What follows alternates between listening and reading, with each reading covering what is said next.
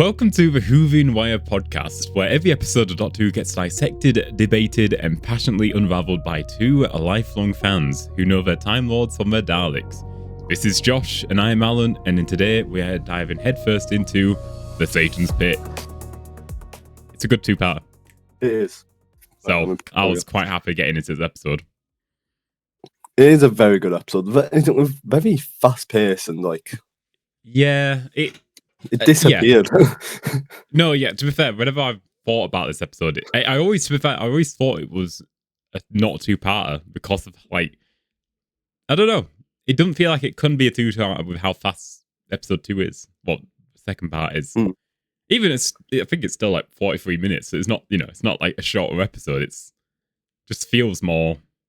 It just feels very quick. It's the same as what World War 3 is, but except this is just better. I think it's because there's just no calm moments. Because obviously, we start with the episode, Ood overtaken, and I think it's very calm when they're in the pit.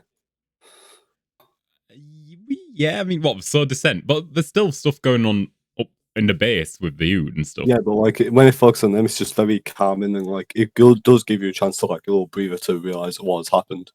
What's currently happening. Yeah, I think it was. Yeah, I think there's still a bit of tension of what's the Doctor actually going to see down there, but yeah. So, anyways, we'll begin the episode instead of talking about random bits. So we start the episode with the Ood approaching the guards, and so the guards open fire on the Ood, and Danny reunites with Rose and the guards. Which, yeah, one sec. No, actually, I'll post a note for the vent scene because I'm a bit yeah. What do you mean? Just about the Ood and guns. So, right. But anyways, the Ood does catch up to one of the guards, and when they open the door to try and get to the control room, she gets struck and killed by the Ood ball. But is she one of the extras we don't know where she came from? Yeah, she is. Okay, yeah. I was thinking, I don't remember you from last episode, so that made sense. One of the people that it was there for shock value. We needed more deaths, but we couldn't kill one of the main characters. Although they could. What, kill one of the main characters off? Yeah. I mean, spoilers, but we do at some point in this episode. So what do you mean? I mean, the ones that do survive at the end, one of them could have got killed off for more shock value. You think at the end of the last episode, he survived a bit. He might survive a little bit longer. Immediate start of this episode, boom, he's dead. Okay. It'd be pretty shocking, wouldn't it? Yeah, I suppose. I mean, we still lose two more of the crew. Do you mean the one that's possessed, or one more possessed and the guard? The guard. The guard. I think I don't know. I always forget that he's still on their side whenever he's thinking. But even then, I don't think he probably talk about this more when you talking about the guard or Toby? Toby. Oh, right. Okay, I'm gonna say what you. He seems like the consciousness has possessed him fully, and now he doesn't even have the markings on him. He's just doing a really good mimicking job of Toby. It's impressive. It's very impressive. So, anyways, so the Doctor starts to speak to everyone, but then Rose asks if Satan exists to the Doctor, which the Doctor doesn't reply because he's still unsure. I mean, it's an impossible question, isn't it? Really, but he does actually answer the question. He does, after after that. But he's still a bit up for it. But to be fair, he hasn't gone down through the pit yet, so he's still unsure himself. But so the captain then demands they come back to the base, but then Ida cuts off communication and do you want to go back to the base or are we going down? which the Doctor does really try and resist not to go down, and he does actually achieve for not going down 4 times set. But even like well like, done to him. Yeah, even though when he like convinces himself not to, it's like, damn, I'm getting old. Even I feel like Matt Smith's Doctor would have had less of a thing and would have gone down anyways. I think it depends on the personality, because at the end of the day, it's a different personality each Doctor. I Like, would say his entire biology has been rewritten to be someone else. So, I would say Matt Smith's Doctor is a bit more chaotic in that matter. Yeah. I think he's a bit more willing to take the jump. But yeah, no, after discussing with Ida, the Doctor does to come to a decision not to. So then we go back to the guard, who's now pointing a gun at Toby, and he's like, he's possessed. You know, he's the one who brought the this into it. But those stops the guard and is like, no, he passed it on to the Ood. Fucking Rose. Honestly, the whole episode could have been so different. Honestly, it's a fact. Like, again, you generally could not trust Toby after that, because he wasn't covered in markings at one point, then was covered in markings. So obviously he can, cover up markings. I guess but the only difference is that this time they saw the markings go onto the Ood, so they thought, oh yeah, it's come off of him fully now. Yeah, that makes sense. That does make sense. Still though, like, once you've had that little bit of something, you'd want more of that something. You talking about having a beast in you? What are you on about? I don't know. I've only been awake an hour and a half. Right. Okay. Anyways, give me that like hour and 45-minute mark. I'll be fine. Right. So, anyways, the Doctor and Ida then do get back to the lift, but when they asked to get like brought back up, all the power then just randomly goes off in the base. So now they generally just can't get up because power's gone. And then the Ood appear on the screen with the Beast talking through them, and like the Beast tells them they will die, but like the Doctor asks like the Beast like, what religion background are you from? Like, what version are you of the Beast? And the Beast is like, all of them. And it's like, whoa. But then the Beast starts going through everyone by saying like, the soldier haunted by the eyes of his wife, the scientist still running from daddy, the little boy who lied, and then Toby got done dirty, the virgin. Like, everyone else was like, at least something meaningful, and it's just the virgin, and it's like, just absolutely fucking done dirty for no reason. Then, and then completely glossed over that. I didn't it's just the way it just cuts to the virgin. It's just Toby looking in distress, like. but then it does. Imagine if you just looked up and went, "Oi, oi!" There's personal reason. That's a personal matter. Don't talk about that. So then it cuts to those, and it says, "The lost girl so far from home, the valiant child who will die in battle very soon." Which Rose asks like the Doctor, like, what does he mean? Like, what what does that mean? Which Doctor said, don't listen to him.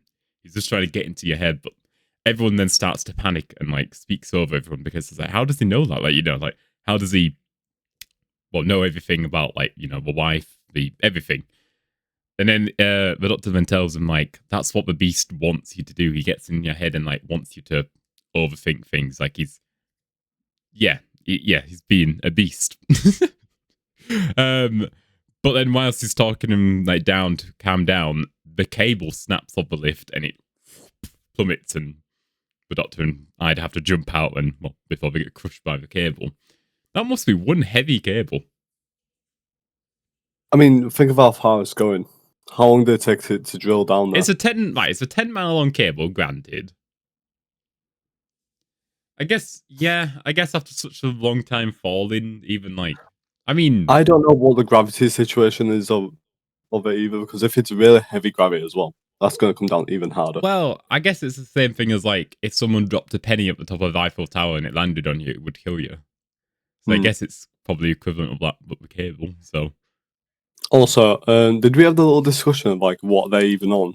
Like, what is it, like a asteroid or something? Did we? I remember something like that. I feel like I mean, is it a planet or isn't it? Apparently, it's a planet because at the end of the episode they say, "Oh yeah, planet's been." Right. Yeah. No. Yeah. So it is a planet. So it's a planet. I'm assuming. I mean, it has an atmosphere, doesn't it? So kind of. I don't know. I mean, it's a whole. There's Pluto, but you know what's happened to that? Well, it's not a planet anymore. I don't know. I guess it's hard to say when it doesn't even make sense because again, it's literally sitting right next to a black hole and just held up with like a gravity field, so it doesn't really make sense. Like even the Doctor questions it. Hence why the episode's called "The Impossible Planet." It's really different from like the Impossible Planet, and then it's just the Satan's bit. Yeah, no, Satan's that escalated quickly. That got a hand really fast. But yeah, so when we go back to the guard and we see that the doors start to get like bolted down by the Ood, which the Ood are strong to be able to use bolt cutters to cut through. I don't even know what they're cutting through on the door. It's like the hinges. There's the metal hinges that like hold it into place, but it's an airlock seal as well. That must be strong. Exactly. To cut through metal like that, but okay. I mean, it takes them a while to get through the door, but yeah. So, anyways, everyone's still panicking. They're just like, oh, the camera's on us, so let's act really strong. And then it's like, yeah. There's only actually like four. There's only like 4 hinges, but we only see him cut 2, and then the rest of it, she just like them squeeze. I used all my strength on the first 2. But no. So yeah. Anyways, but then Rose takes charge and like tells everyone to like remember like what the Doctor said about like remaining calm, don't let the beast thing happen. And then the captain like remembers he can like reroute the power to the rocket, so like the base can have power again. Which is that not? I mean, no, I guess they needed power in a base, but it's like you're using power from the rocket. Wouldn't that be a concern? Because obviously that's your escape route. I think there's also emergency power on the rocket anyway. So right, okay. It's just I don't know. It's just one of the things. This is like I don't know how far into the future, but yeah, it doesn't actually get said. I don't think. Does it not at all? No. I don't think so. But I mean, very far into the future, so they might have different like power restrictions. Well, apparently Rose can't say phone; she says communication device. But then brings up Tesco in this episode, so I'm a bit 50-50 with it all, to be honest. I think the first half is like the first episode. She's a little bit more thingy. She's a little bit more normal, let's say. Right. But then the second episode, she might die, so she's a lot more scared, and will probably. I mean, for all we know, she could talk about Fortnite. God, I hope not. Let's say that it won around her period when that came out. So, does the parallel universe have Fortnite? That's the question. I mean, maybe in 10 years' time from this episode, but not in 2006. Well, yeah, let's not talk about Fortnite on this podcast. That's it. That's the last we ever will mention that game again. Worse enough, we only talk about DVD occasionally. Yeah, but DVD, we've got a whole channel about it. Go subscribe. British mates, shameless plug, I guess. But yeah, no, I don't think we actually find out how long in the future it is. It could be a couple 100 years. It could be thousands. I don't actually know. I'm assuming at least a couple 100 years, obviously, but... It is set in the 43rd century. Oh, okay, yes, a couple thousand. Just a couple. Just a couple. Still less than Jack, I believe. Oh, no, or is it around the same time as Jack? He's right, yeah. So a good 700 years. But okay, I mean, still, yeah, yeah. So, anyways, then Buzz like asks Toby like, what can he do? And he's like, nothing. I'm just an architect. And it's like, exactly. So it's like maybe he can translate the writing and like help translate the writing because he's had the beast in his head, so he thinks he might be able to now understand the writing a bit better. But then we go back to the Doctor and Ida only having 55 minutes of oxygen, and Ida she suggests like we should abseil. Is it abseil down the pit? What do you call it when you like not falling but roped down the pit? I feel like it's called like I can't remember. What is it called? I don't know. It's something like that. It pretty much she suggests like we should go down the pit, but then the Doctor like volunteers for him to go down, which wouldn't she put up a fight to go down? Who suggested the idea to actually go back up originally? Well, Ida was the one who Court of Communication says, do you want to go down? But the Doctor said, no, we should go back. So technically the Doctor. Oh, well, there goes my theory. What was your theory? My theory was like that she wanted to go back up, so then like she would let him. Oh, right. Yeah, no. But I guess to be fair, then again, he's probably still scared. She probably knows he's a lot more smart and a lot more. Yeah, well, he keeps taking control of the situation when he can, so I guess you would have more faith in him and the Jagooba. And it doesn't seem like he's actually like messing up either. He like has some common sense. Yeah. So, anyways, so they decide to use a cable, which obviously 10 miles long, so you would think that's enough to get down the pit. Even though they don't know how long the pit goes down, but they thought, well, we've only got 55 minutes worth of oxygen. Why not try and at least do something? 55 minutes, and how long of the episode do we have left? Like 30 minutes? No, like 40? 35? I don't think it's that far into the episode. Oh, we speeding this. Again, I don't know how fast paced this episode is. It feels like a 15-minute episode, so it feels like we descent. Like actually, yeah, last episode, you even said like it feels like you said that it does feel like most of this episode is the Doctor literally descending. Yeah, I did. So there you go. At the end, which is kind of true. It is just. I think he spends most of the episode literally in the pit, like in the actual pit. To be fair, 10 miles, and it's not like they're going down at the same pace as like the lift, so of course it's going to take a while. It's probably, yeah. And they're saying that, like, it can't take too long. So is he how fast is he falling? Yeah, he must be going at like 10 miles an hour down, because obviously he's got, roughly 10 miles an hour down, because he's got 55 minutes of oxygen left. But we don't also know when he actually wakes back up, once he crash lands. True. But we do know that she starts to get starved of oxygen quite soon after he wakes up. Yeah, so we can assume. Wait, was that both of them got separate oxygen things on? Because I thought they were both sharing at one point. No, I think it's. But they can't be sharing because they're in different suits and not connected. But like before, were they sharing? Don't think so. They didn't seem to be like have anything together, which. Actually. But yeah, so anyways, we'll get back to the episode.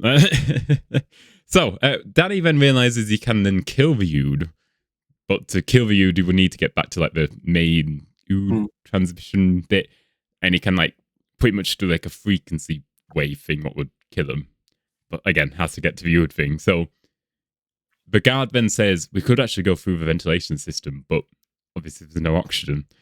But then the captain steps in and is like, I can get oxygen into the ventilation system. And it's like, how? Well, like, that's a weirdly designed base where, like, if it's not meant to have oxygen in that ventilation system, why can you have air in it? And again, in the ventilation system meant to have air in it. Wait, yeah. What the fuck?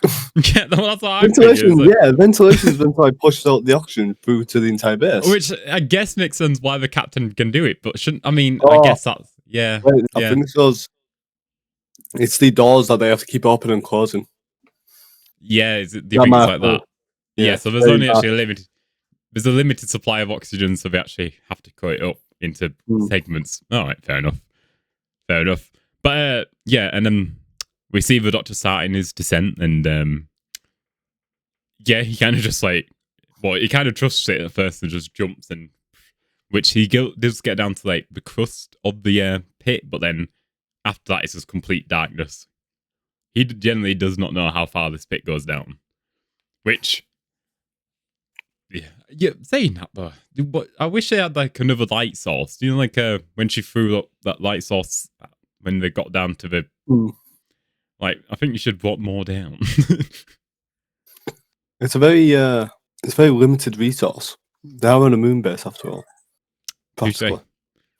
Okay, touche. I think it's right. It's not meant to have it. It doesn't have any oxygen on it. So is it really a planet? You do know there's most planets in our universe right now don't have oxygen, right? I mean, breathable air. So we go back to the Ood then breaking in, and then them getting into events, but the Ood do seem falling into events. So yeah, the captain then kind of like helps like guides them through the ventilation system because he like can see all the dots of like life form. So he helps them like get through, but then they get to like one of the doors of events and like all start to like take a breather, and they start to panic as well a bit because I guess oxygen is still a bit limited, but he's needing to not air up. What do you call it? Ventilate the next segment. Air the next. Right. Also, do the Ood need oxygen? Yes. No, I don't know. I guess we've never really. I thought I saw the scene like where they suffocate and stuff, but then like they're in areas that need.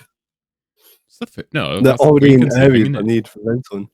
What? You're not just talking about when they frequency stuff. I thought I saw them like suffocate in the vents at some point. I could be imagined because like we've done this before. You thought like the Cyberman episode ended when they enter the house. Oh yeah, no, fair enough. So we might be just imagining things, but yeah, no, we're adding stuff. It would have made it better. I don't know. I guess we don't really know the biology of Ood apart from their brains are inside the orbs they carry. It's not. It's actually not inside the orbs. Yeah, it is, isn't it? No, it gets cut off. I swear. Their brains get cut for the communication device thing. I swear I've seen somewhat where the Ood's like. I think that's what. What's that? Yeah, look, I swear the brains are like in the orbs or some shit like that. I'm pretty I'm saying pretty sure. Apparently, I'm not sure enough. The Ood, I swear the Ood are like holding the brains or something like that. They're born with two different brains and then the hide brain that they like carry in their hands. So there is a brain inside it. Oh, okay. Yeah. Right. Okay. But they remove the hind brain. Everyone thought I was crazy. No, because like it doesn't specifically say that they've got two brains. But we do see one of the brains. I don't know what I'm assuming Planet of Ood. I think. Yeah. But because that's where it happens, isn't it? So yeah. Which I wish they kept that scene in, even though apparently it was very bad. Wait, apparently which one? There's apparently a scene in Planet of Ood where you actually see the Ood get the operation.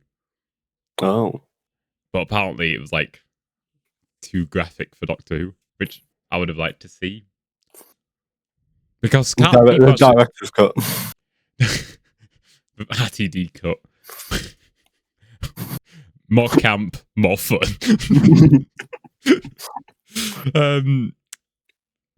Yeah, but saying that, can't Ood turn people into? Am I thinking it's been a while since I've seen Planet of the Ood, but can't people get turned into the Ood? Yeah, because the main evil guy gets turned into an Ood. Yeah. But that is after so long of like him drinking that weird stuff. Right. Because he thinks that it's hair tonic, but it's not hair tonic. It's. Oh yes, I think that's worse than the gas mask scene. I'm not gonna lie, Chief. I don't know. What, seeing the fucking No, because like the only part of that I didn't like was the fact that it's like full-on head who like peels off skin. It's very. I didn't like that part, but yeah. I mean, I can't remember it fully, but I feel like it was graphic for the time. I think For Doctor Who, at least.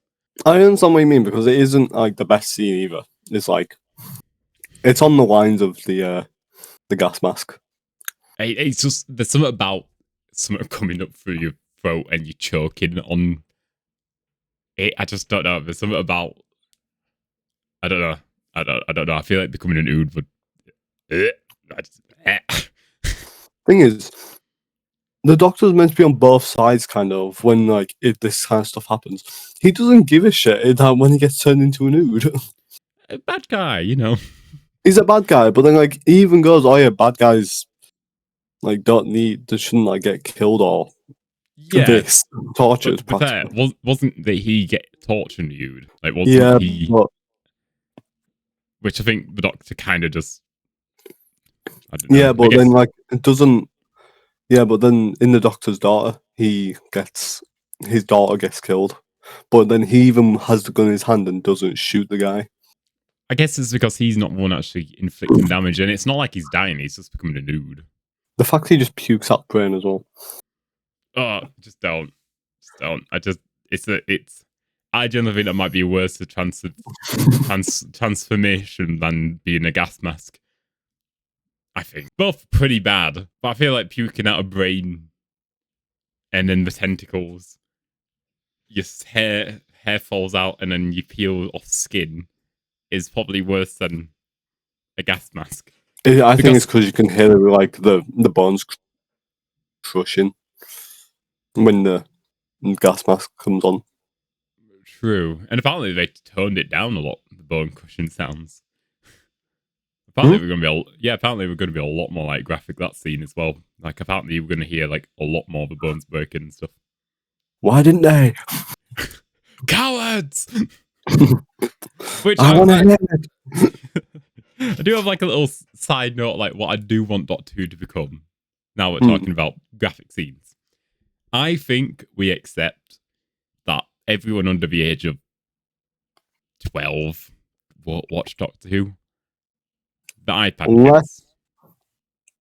It's my brother, because I forced him to watch it. Yeah, okay, yeah. There's acceptance of like, yeah. Didn't force him, actually. I'm just saying. Yeah, but okay, like, I'm not saying that, fully, but I'm just saying, I think Doctor Who should become tortured rated. I think make it a bit more mature, because I just don't think you can do an audience of 7-year-olds anymore. Not when attention spans are gone. Everyone's on their iPhones or whatever. I don't know. Like, like when we were like 5, 7, we were watching it full dedication, a pin, like eyes glued to a screen. This is peak entertainment, because that's all we had. We didn't have phones. We didn't have, we didn't have actually stuff to distract. The main there was no ads either. Exactly. There was no ads. Exactly. And like, generally, the only distractions I had was the Doctor Who figures in front of me. So, Which go, oh my god, it's you! throws it across. I think I've literally gone through about 5 of these in my life, because I kept snapping off the fucking, the light at the top. I used to hold it around like that and then like fucking throw it around every. Oh no, I used to do that, but I just turn it and just do the same thing. Yeah. Which it does actually have a feature to do that. It's just I got a bit too reckless with it. But going off track. But yeah, I think that scene in Let's Kill Hitler, where she throws the TARDIS and transitions. That's what you do. You hope that it just starts flying around. Yeah, I just picture like the staircases of Vortex and throwing it down the staircases of Vortex. But it's such a good transition as well, that scene. That's probably one of the smoothest transitions in Doctor Who. But yeah, no, I just think make Doctor Who 15 plus. I think whatever Torchwood is, just do it like that. Yeah, just because I just don't think. Again, look at Space Babies. It's just, I don't know.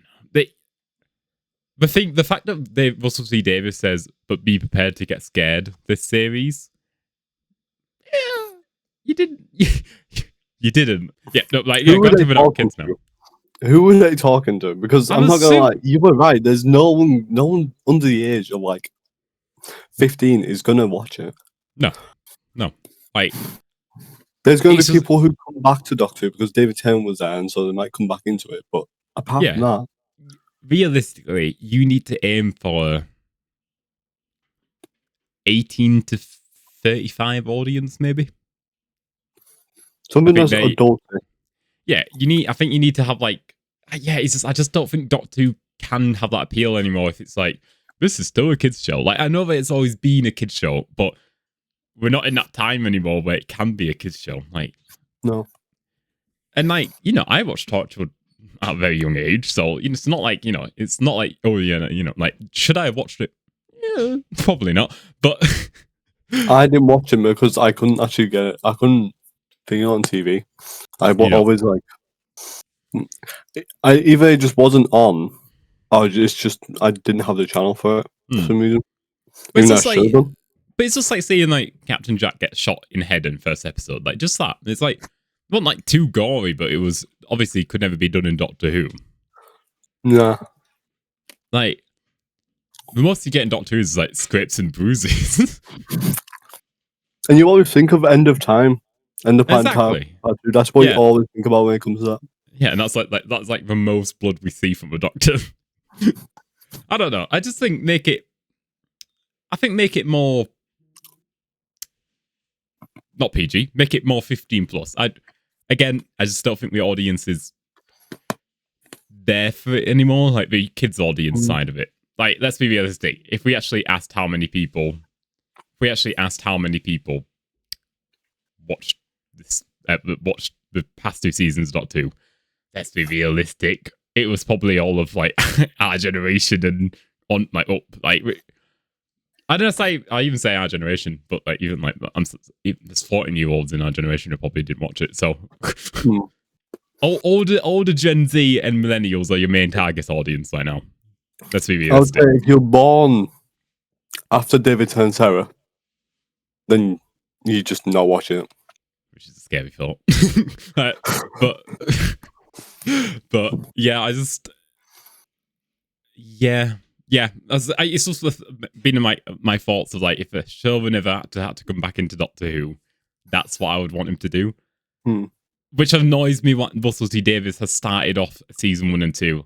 I'd rather a new showrunner come in and start a new season 1. I'd say he should have only came back for those 65 episodes, and then someone time to write a new. Yeah, exactly. And the 60th, if he wrote the 60th and left, well done, because they were good. Apart from like the last 5% of Star Beast. But it was to be fair, I would say the weakest one is the Star Beast, but it was still a watchable episode. It's just the last 5 minutes just yeah, no, it ruined the whole thing. Yeah, it's not great. But yeah, but the Wild Blue Yonder and the Giggle. Oh yeah, brilliant episodes. Wild Blue Yonder is like probably top 10 episodes in my opinion. I'd have to agree. They are phenomenal. Right, let's get back to the yeah. Sorry, yeah, we'll get back to Satan's Pit. And like we see that he's starting to approach them, like so like they're all like fucking demanding for the gate door to get opened, which they do. But then when they're crawling to the next gate door, the guard then gets into like a defensive position and starts to open fire on the Ood to give those and all that more time to get to the other one. Now, Ood are not invincible, and there's a lot of them crawling towards them. So surely, after a couple of them being dead, the bodies would have been too far blocked up the vents too much for the other ones to get through. Or does he just have really bad aim? Let's go with the second one, because he does like fucking thing like that. Yeah, maybe. And like I know that he said that he had not much ammo, but another thing is some of that I don't really like about like people who do the whole gun thing. Like they shake a lot. I don't like Jack doing it either. Jack does it a lot. Where he does where he just like holds it as his thing and just does that. It's like recoil, man. No, I get that part, but it's like I mean, granted, I've never really touched I've never touched an actual gun. Yes, we're But British. I know how to I probably know how to shoot one, and know Yeah, like if it was I American channel, guys. I won't be doing this. I won't be doing that all the time. Yeah, no, guys, we're gonna become an American channel and like show off how to shoot a proper gun. Just pulls out a Glock, like, so you see this? This is how you hold the Glock. Actually, you don't put your finger onto the actual trigger. Sorry, I'm not American, so I don't know. Neither am I. Yeah, I do know. We have knives here, Josh. We have knives. we have to get close and personal to people to kill them.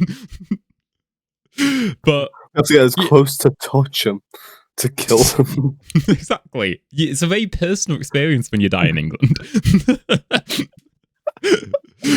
I mean, worse, I would say. I think getting stabbed to death or getting shot to death is probably worse, but I don't know.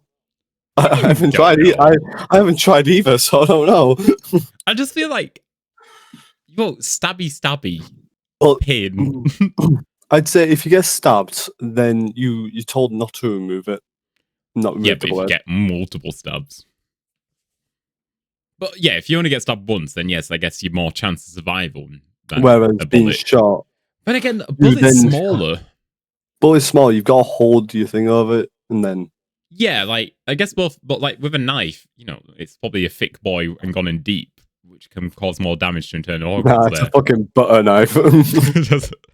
You shouting me with a butter knife? Is that how weak I am? You know how dull a butter knife is?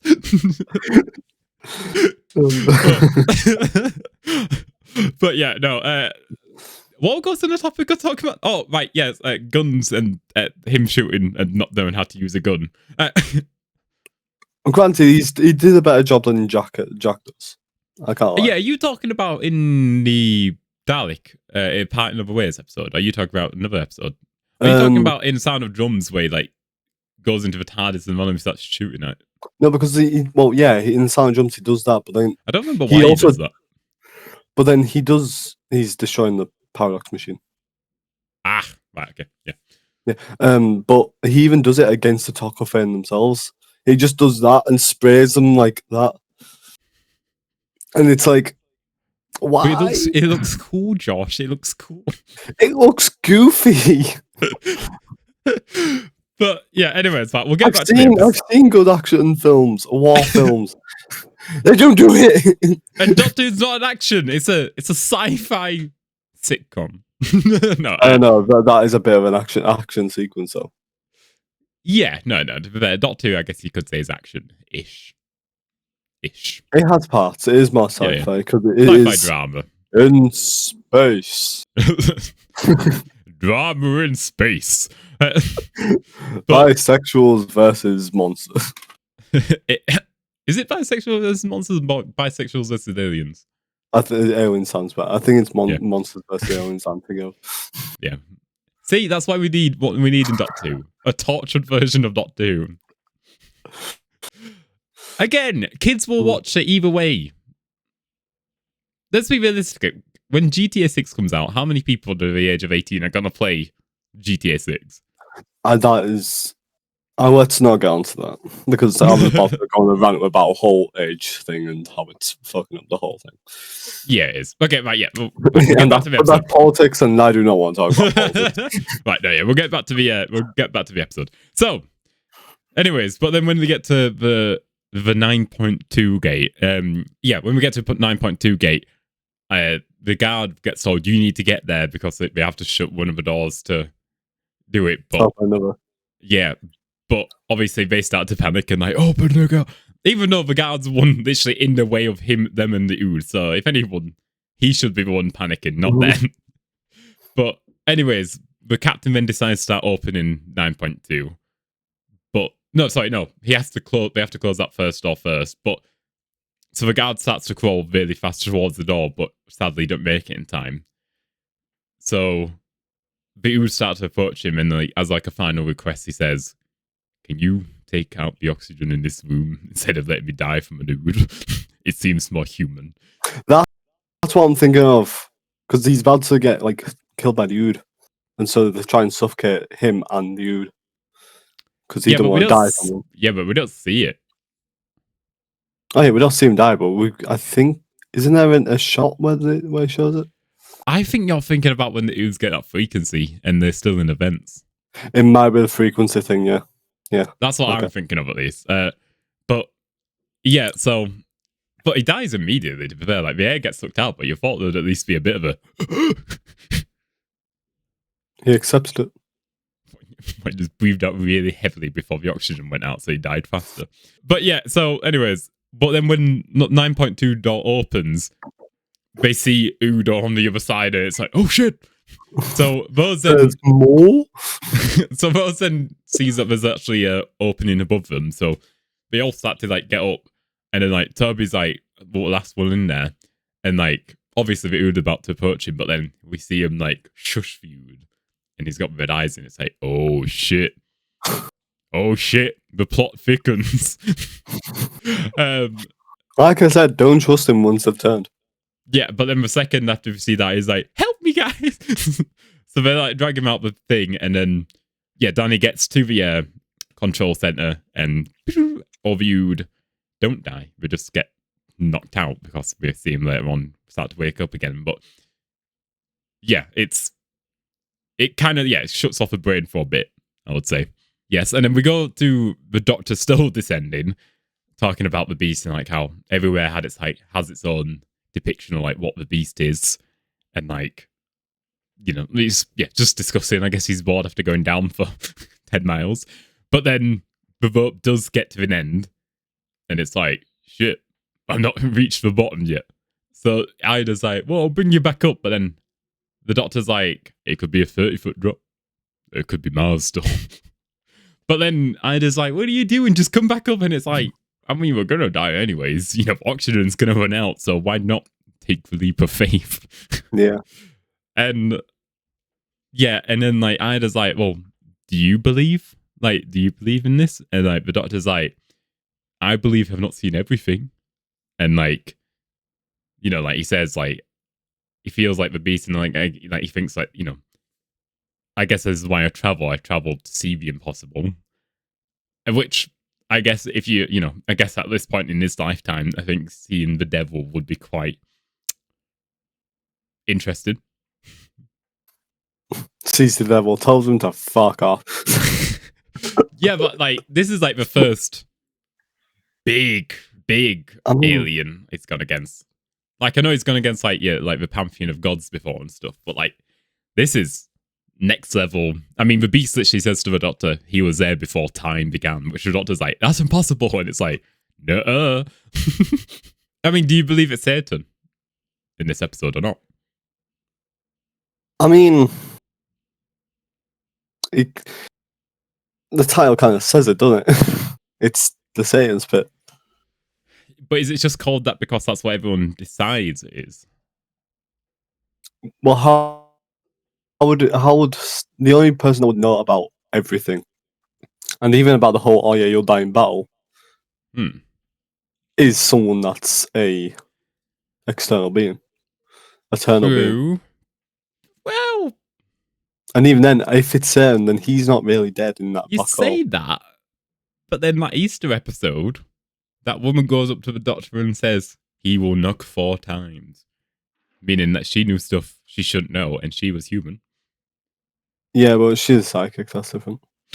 Right. Okay. Yeah. Right. That's not different. But she's God forbid, an alien's also psychic.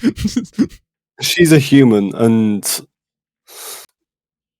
poor convenience. This is meant to be like an alien that's meant to, who we don't even know is like an eternal being. Right. Yeah. Okay. I mean, I don't know. I wouldn't say it is. I think it's been like post-it noted as, yes, it probably is the devil. I don't know. Let's ask Google. Let's see what Google says. Okay, Google. Mr. Smith, I need you.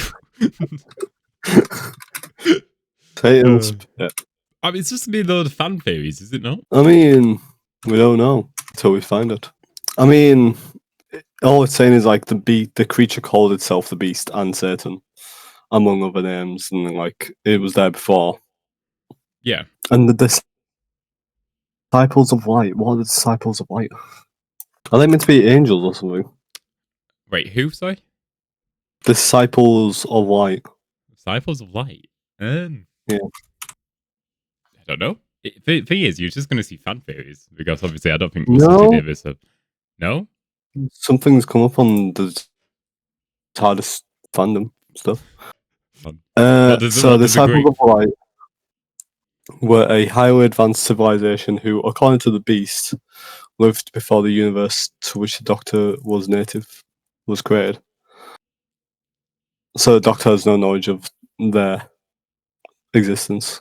Right, before the creation of the universe, the disciples battled with the Beast and subdued it and buried it on the planet where Earth called Croptor, intending to leave it chained there for all time. Both planets Croptor, both the planet Croptor and K-37 Gem 5, the black hole orbited, served as a prison for the Beast. Right. That's what they are. Disciples of Light is what imprisoned it, and then. Yeah. But there's no episode about it. I thought it was an episode about it, to be honest. Right. Okay. I mean, it doesn't say Satan, though, does it? They call it the Beast. The Beast, exactly. It's just its own thing. Because that would mean... I'd call it Satan because it's very heavy implied. So is that meaning there is a heaven? Well, maybe then, yes. I guess we probably won't talk about it, but... I mean, they're doing the end of Pig Ballet's first season. Is it his first season? I mean, he does say, no, he says that he's going to hell. But literally saying to Clara, go to hell. And she's like, fair enough. And like walks out and it's like, Clara? You said where we're going and we're going to hell. And then he's like, I mean, and he says, I've never actually gone to hell before. So I guess... Yeah, do we actually see hell in that episode? We're going to where the soul was gone, in which... Right, okay. Yeah, to be fair, it's been a while since I've seen Devon Heaven. Again, it's Series 8 is one of them series I don't fully remember. Mainly because I don't think it's that good, apart from Orient Express. Also another thing about this episode is, I think I showed you, it's the TARDIS episode that advertises it. Yes, you showed me it the other day, yeah. Which... It doesn't make sense. It still doesn't make sense to me. There is a little fun fact I will mention now, and I won't even do my little jingle for this fact. Even though I don't even hear it until the episode's posted, but you don't even hear it after because you don't watch the episode. But no, apparently, which is quite a cool fact, they actually got this episode out on the 6th of the 6th. Or 6. So 666. Which is pretty cool. Oh. Yeah. That's pretty cool. They cooked. They were like... they generally saw the release schedule and were like... we saw the release schedule and were like, we've done it, boys. Let's pack up the bags and leave. Time was good. Back when you can make a funny 666 joke. But... yeah, no. So, anyways, we'll get back to the episode. So, then it's actually really like good episode. It gets like a really good scene because the Doctor then says, like, starts speaking like, okay, but I need to tell you to tell Rose this. But whilst he's like talking to her, we hear like the Doctor's theme subtly playing. Like, it's very subtle, but it's like, I don't know. The Doctor's theme used perfectly is such like a nice thing. It's like a really like. It's not just the Doctor's theme, like it's got something else over it, but you can still hear like the slight vocals of the Doctor's theme playing. Which I don't know. I don't know. Whenever they use it, it's normally something like impactful. Like they don't use it willy nilly, you know. They use it for Apart from like Series 5 onwards, because I think we hear "I am the Doctor" like 100 times. But that's because like. I guess that's because that's more. I guess that's because that's more like when he's had a revelation. That's when he's like that's like, 80% into the episode, and it's like, bazinga! Or, huzzah! I figured it out. Yeah, like the doctor's figured out a plan when you just hear dun dun dun dun dun dun dun. We never hear it when he doesn't know what to do. He only ever does it when he's got a plan. It's such a good theme, honestly. Again, Marigold, you're a beautiful bastard. Video idea. Rank Go on. music. The music for Doctor Who. Ambitious, but I guess we could. I guess we could play clips, segments of the music. In theory, you can use 5 seconds or like 10 seconds of audio. Can you? I don't know. I'm pretty sure you can use 5 to 10 seconds of an audio before it's classed as copyright. So in theory, we could just pull it off. I'll have to download like 100 different songs onto my PC and do the edit, but it's I'd say possible. we just do the top 10 kind of things. Yeah, top 10. Instead of downloading 100. We won't go through we won't make a 3-hour long video analyzing every single piece of music. But yeah, we could do like our top 10 favorite Doctor Who scores, because to be fair, let's be realistic, it's all Marigold. I don't think I liked one score from a new guy who came in for Jodie. He did all right. It just wasn't anything too spectacular, in my opinion. Not when you got Marigold. I don't know. I didn't really watch it. So Marigold did Doomsday. Marigold is like A Dazzling End, the rueful fate of Donna Noble. Oh, it just goes on. It's mwah. He cooks. Was he there for Matt Smith's era as well? Yeah. It was up until Peter Capaldi left, and then he said, "Oh no, nope." But he does always make out like he would always score for Doctor Who. But I feel like this past 2 seasons, he's been a bit reusing a lot of his old themes. Well, yeah, but you can't, if you don't need fixing, don't fix it. Yeah, but I think with Doctor Who, I think it's nice to have a new theme. Like, I'm not saying he didn't. Like, he did make a theme for 15. He made the Duggadoo theme. Duggadoo, Duggadoo, Duggadoo, Duggadoo. That is the best song ever. The fact that had potential being Christmas #1 is insane to me. I had it on my Spotify playlist, and Spotify got rid of it. Really? They got rid of it, and so I couldn't that's foul. Listen to it anymore. Do you know what's funny is that? Do you know also in that episode there's that one of where the person's singing at the end of the episode, like the actual, like he thought that was gonna be the big hit. Like he generally thought that was gonna be, like he thought he literally told him, get ready to put this on like your Spotify, everything. Everyone's gonna want to listen to that song. Just do it. It's like he generally he likes and hates that he made that song, because now he just feels like apparently like it took less time. Like it was literally took longer to actually sing the song than make it in his head. Like apparently it was such a last second. Wait, of course it is, because it's actually just a thing doing Duggadoo constantly over and over again with a little jingle. But yeah, no. It's again, so good. Again, he's still so good though.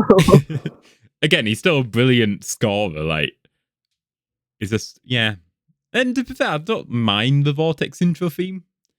Again though, I think he still cooks with Series 4. I think the fast-paced tune, like I don't know, it just felt so mwah. Series 4 intro is still up there. Another video suggests maybe banking Vortex intros. Maybe. Yeah, that's fine by me. I don't know if we should do every single version of the 10th Doctors, because I think it goes through 3 different versions or something like that. But there's a different version. They all could the exact same practically. Yeah, no, they pretty much are. It's literally something we'd have to include, because if we're going to include all 3 versions, then we've got to include all of Matt Smith's versions for his his third season. We had 10 at one point. I don't know what we were doing. I generally don't understand what series 7 is such a weird series. I think they were trying so many different things. And but it was so bad. And then at one point, it just looked like they over contrasted the vortex. Like it just looked really fan edited at one point. Yeah, It's just not lazy. I actually don't mind the Series 7 Part B intro though. You know, like where you actually see Matt His Smith. second one, yeah. Yeah, like where you actually see Matt Smith's like face. I like it. No, It's a that bit one's different. a good one. Yeah. I don't know. I feel like it has to have a vortex in though. And it does have a vortex in, but it doesn't look like a real vortex. Like I can picture Series 1 to 4 vortex and like Series 5 and 6 vortex being actual real vortex is what TARDIS goes through. Where everything between 7 to 10, no, 7 to Alan, what? right, we can talk about this in the actual video, not a Right, yeah, my podcast. bad. My bad. Sorry, guys. I'm trying to keep us on track for this because we don't want another 2 hour long podcast. No, you're completely right. So, anyways, so the Doctor then lets go of a rope and we see him fall, but that's it. Like that's dead air after that. And Rose tries to get them. Like Rose then does get in touch, but then Ida's like, he told me that, like, he said your name, but that's it. And like, but then he just fell and yeah. So they just assume he's died pretty much because obviously he doesn't speak or anything. But then the captain takes over the mic and says, "We're gonna have to leave you. I'm sorry, Ida." And she's like, "Okay." Because again, she got no form of translation to get back down. There's 10 miles down. Yeah, he's pretty much apologizing, saying, It's just losing hope and everything now. It's just losing hope. Yeah, lack of oxygen. You've just lost the Doctor, and you just got told, "Oh yeah, we're leaving you." She must have felt defeated. Like, no wonder she had just accepted just running out of oxygen at that point. She accepted it and then just like she's asleep because she's got no oxygen. I guess that's a good way to die if you're gonna die, because it's not like she just immediately loses oxygen and suffocates. It gets to such a low level of oxygen before it fully goes. Yeah, it's like you're up like really high in the sky. It's like just really thin. She probably just started to feel really exhausted and then probably passed out from lack of oxygen. So by the time the oxygen actually left, she probably would have been dead. So that's actually not a bad way to die. But she doesn't. But anyways, so the captain says, "Right, we must go to the rocket," but then Rose refuses and like starts saying, "No, I'm gonna wait for the Doctor." And like Captain's like, "He's dead," and it's like, "No, I don't believe you." So he gets Toby and Danny to pretty much hold Rose, and he sedates Rose, which, yeah.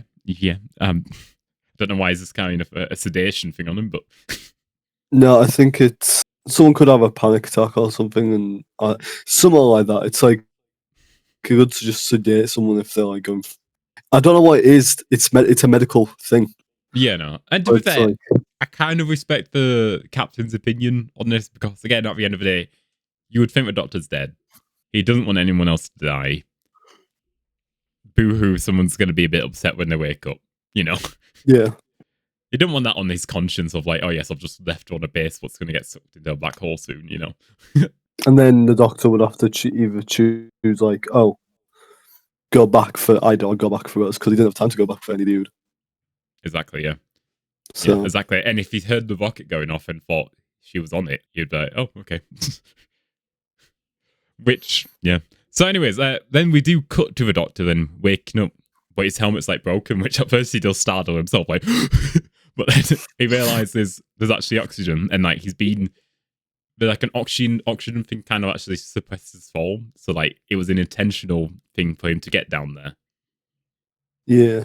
So yeah, which he does then try and speak to Ida, but obviously his helmet's broken from the fall. So it can't have been too much of a fall anyways, I don't think. I don't know, I mean, we didn't see him get suspended, so we don't know how much of actually it was him. Like, he does say, like, you wanted me down here, but, like, was he literally falling and all of a sudden just got, like, a little puff of air, like a...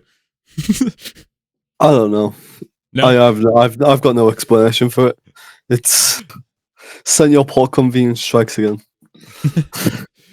So, we do cut back to Rose and waking up in the spaceship whilst the rocket's starting to ascend. Which she then does grab a gun and like tries to demand the captain to like, you know, go back down onto the planet, and he's like, "You're not gonna shoot me, are you, punk?" No, but which no, she doesn't, and like, she kind of accepts it. And then we cut back to the Doctor and here in the rocket, and like he knows, like, okay, I'm alone now with Ida, and that's it. Like, he thinks planet's been deserted now, which he's happy about. Yeah, the Doctor starts to then reading, like, the, like, scrap, what do you call it? What do you call it when it's on the walls? Cavemen are, like, paintings.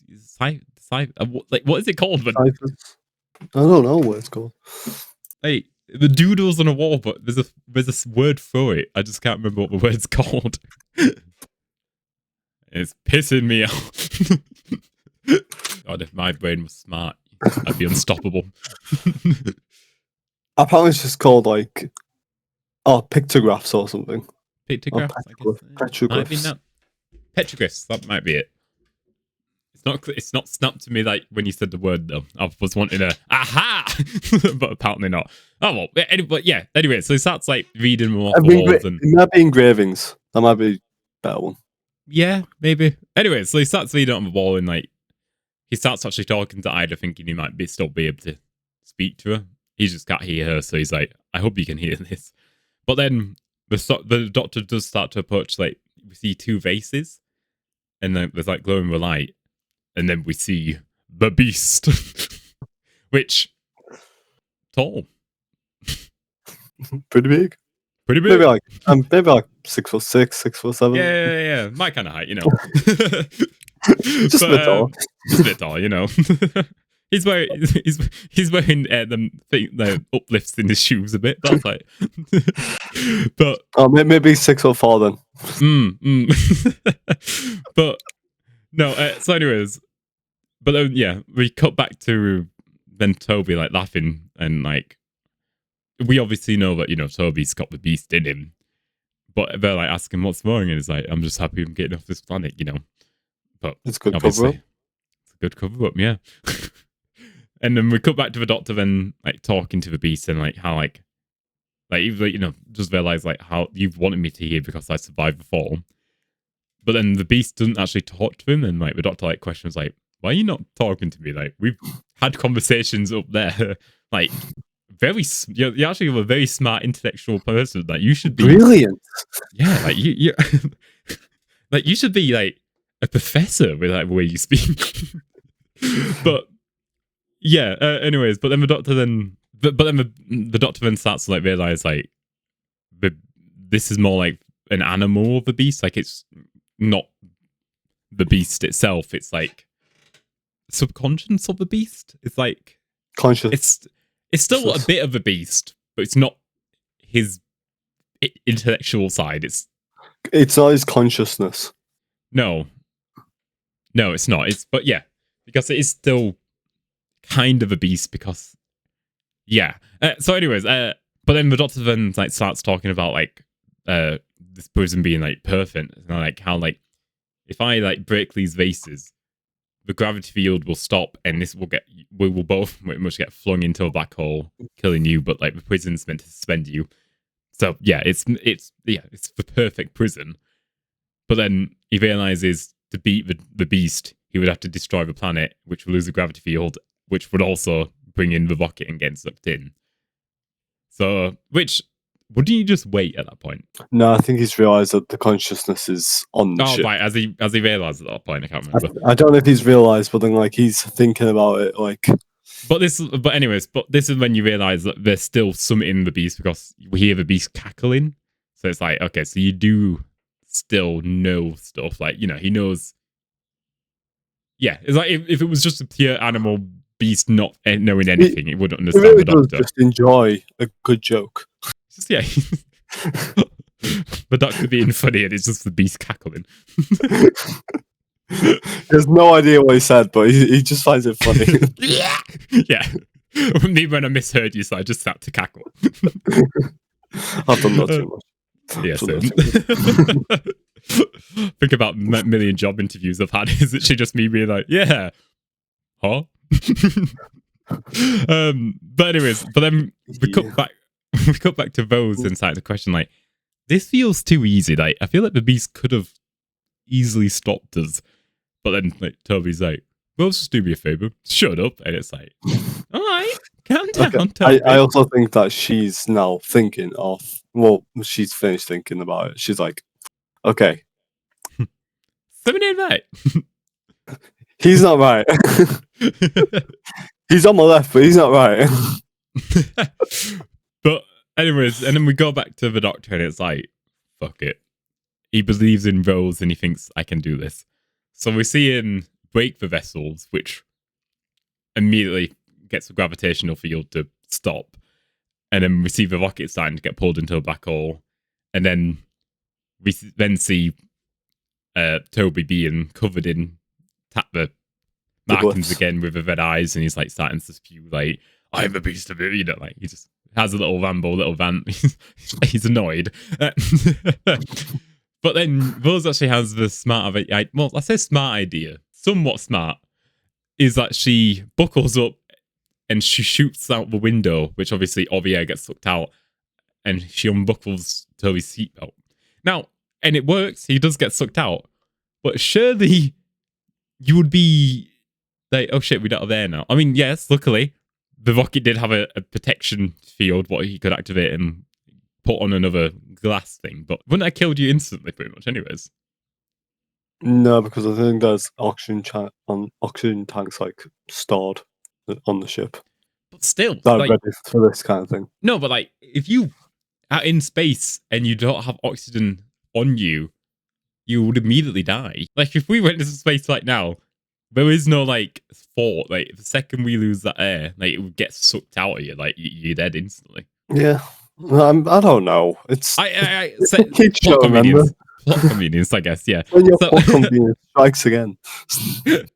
So, anyways, so yes, we see Toby get sucked out and like starts to get sucked into the black hole, and then we cut back to the Beast now, like covered more in fire, even though he was already kind of in a pit, anyways. But like, yeah, we see that even the Beast is like starting to panic, and the Doctor starts to like back up like through and like stumbling through the caves, which is then he falls onto the TARDIS, and it's like, praise the Lord, which again feels like home whenever we see the TARDIS and the Doctor reunited. It's enough to make my grandma cry. But not this man. But not this man. But yeah, no. And then obviously the Doctor's like, yeah, baby. So we then go back to the ship and like they're pretty much all like saying like, well, we had a good run, boys. Like, at least we'll be the first humans to get sucked into a black hole. But then just before anything happens, the ship kind of like stops and like gets turned around, and it's revealed that the Doctor's like anchored onto the ship and is like now pulling it out of the black hole. I'm glad that's not like pulled out of his ass later on either in Journey's End and stuff. Because the Earth and then like even though the amount of people that are like probably outside and then like getting blasted off into space. But yeah. So the TARDIS then pulls them far enough where the ship can actually have control again. Where we see that Ida's lived.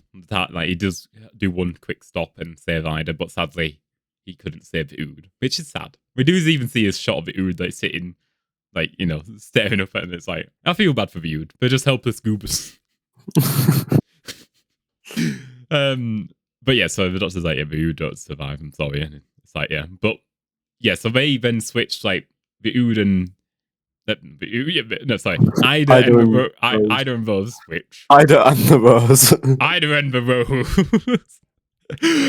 We switch ships, and then like so we see him like reunite. So we do start to say bye, and like they ask Ida's like, "Who are you?" And the Doctor like looks at Rose and it's like, "The stuff of legend." And then and then that is the end of the episode, pretty much, as they materialize. It says like she asks about the whole like, does she die in battle? But she asked that, but the Doctor's like, he lied. He lied. Probably why it feels worse at the end of the series. Well, then again, she don't die in battle. She don't die. No, she don't die. But to be fair, he does think she dies at one point. But then Toby does rescue her. Is it Toby? No. What's the father called? Pete rescue. But it technically feels like she's died though, because he can never see her again.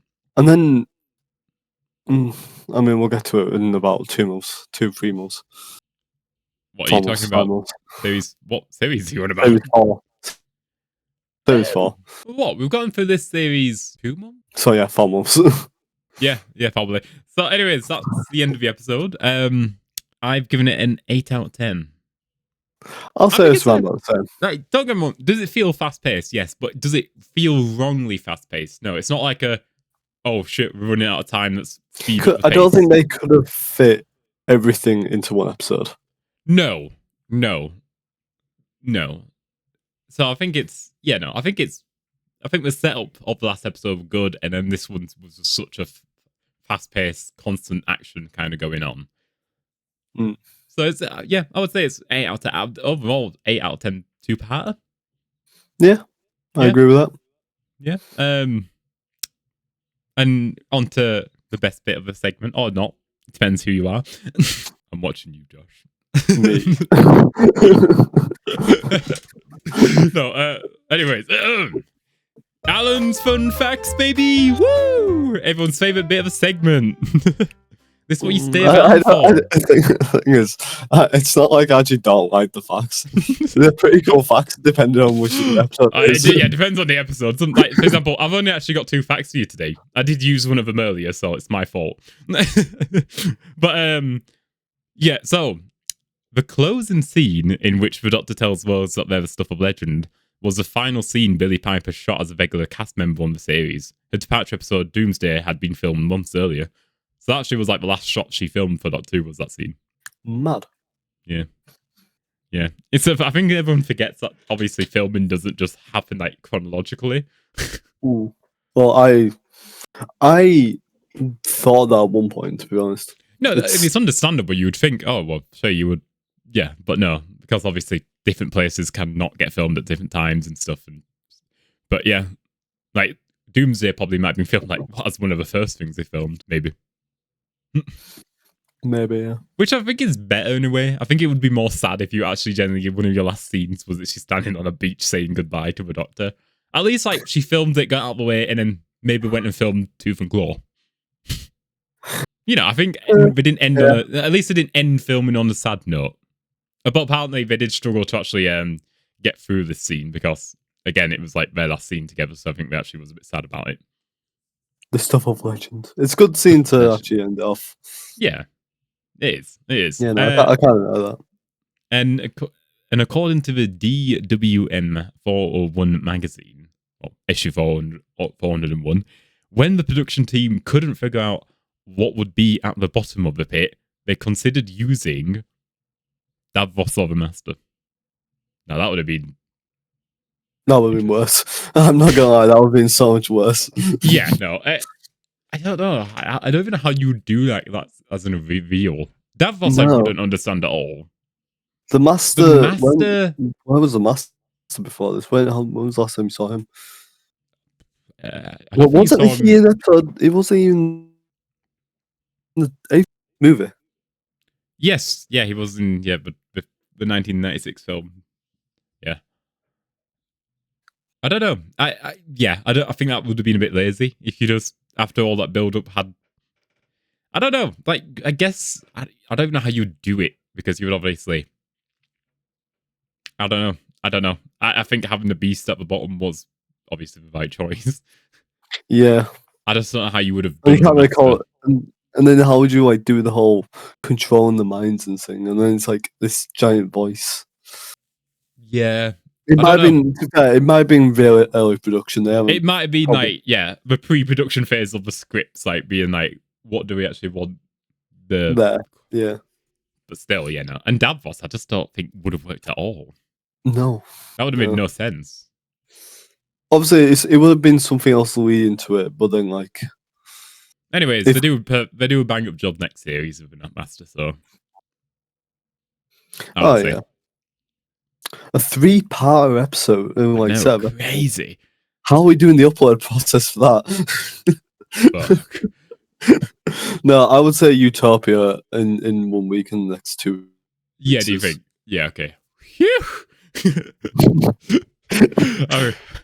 Starting to question my life then. Oh yeah, sorry guys, by the way, this episode obviously hasn't come out on Thursday. It's out on the Tuesday. I know, I've let you guys down.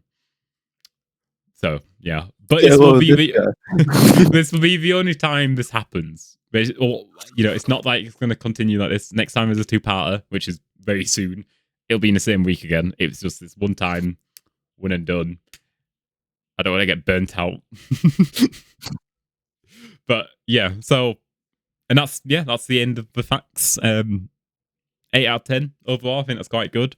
We have a very good episode next episode, Love and Monsters.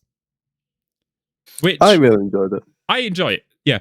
Which I know is controversial. I like it. It's different. It's fun. It's the first Doctor Light episode, which actually opened up the doors. Yeah, opened up the doors for him to feel more confident in future episodes like Blink, Turn Left, Midnight. Well, Midnight's got the Doctor in, but like, yeah, it opens the doors for like lied to episodes without the Doctor in it, but it still works. And I think it's a fun episode. I think everyone who knows like or seen the Doctor in passing and then like having this like fan club about him, I think is generally a fun idea. it depends on what kind of like passing they had though. Yeah, because obviously, like the main guy, his parents are dead. Yeah, no, his is a depressing one. His is like quite a depressing version of a story, but yeah. And to be fair, we see Jackie and him have like a bit of a rom-com romance at one point. Overall, it's a very good episode. I generally think the only thing that ruins it is like the last 1 minute of the episode. Why, Josh? I get you want to be funny, but can't you just? I don't know. I think it generally tampered the entire story. I think that's why Love and Monsters get so much hate because like the last scene. The rest of the episode, I generally think is quite good. I like not knowing where the Doctor is all the time. I like at the beginning of the episode where he's trying to look for the Doctor and there's like, corridor Scooby-Doo sequence. I like it. Like I like the perspective of like being the random person who knows the Doctor but not enough and like hearing the things. Yeah, I like that. And I overall generally think it's a good episode. A Doctor Who episode idea. Scooby-Doo related. I'm down. You know that like the supernatural episode where they get trapped in the Scooby-Doo episode. Yeah. I don't know how you'd do it, but that would be good if it could somehow. I mean, I swear like the past episode there was a thing where it might have been. I think we'd have to do it in the Scooby-Doo cartoon and not a live-action Doctor episode, though. Yeah. Nah, bring back in Matthew Lord. Honestly, Matthew Lillard for Doctor, man. Matthew Lillard for Master. Anyone, just bring this guy a role. I don't care that he's American. I would want him to be the Doctor. I know the Doctor should always be British, but British. But I would let Matthew Lillard have the path of like, I like you as an actor, so yeah. No, that is understandable. Yeah, I like it. No, I mean, I think like just a joke Doctor. Oh wait, dye Matthew Lillard's hair like ginger, regenerate into the Doctor, let him play him for like 5 minutes before he dies again because he's he's so happy that he's finally the Doctor and he's ginger and everything. That just feels like that Children Who Need special episode. Do you know the one what Stephen Moffat did right where it's all the comedians in England regenerating into each other because he keeps getting like shot by the Daleks. It's like Mr. Bean, like it's like when Mr. Bean plays the Doctor in that mini-sode. Oh, wait, are you on about the Curse of Fatal Death or something? Or? Yeah, something like that. Yeah, like it was in the 90s or something like that. Yeah, no, I've seen it. Yeah, like that just feels like it would be a gag, like something to do with like that. Yeah, I mean, that'd be great.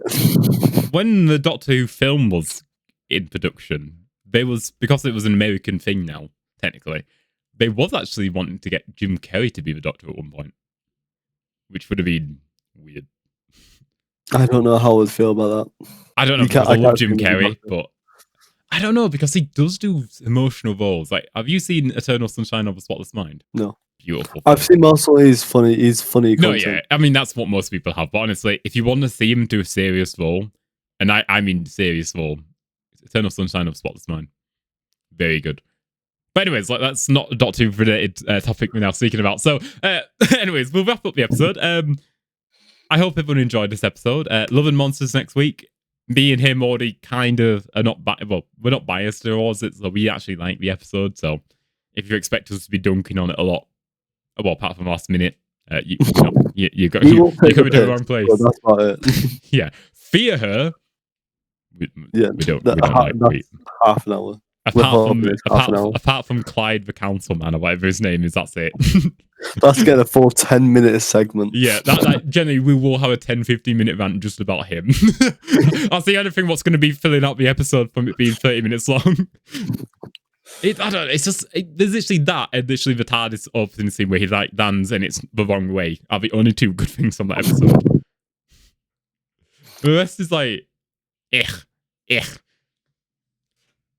But apart from that, series 2, not been a bad series, to be fair. I think it's because I went into series 2 not liking Age of Steel and The Rise of Cybermen. So I think that not remembering I actually like the episode. So I think I went into the series thinking of that 2-parter, Fear Her, and what's the other one?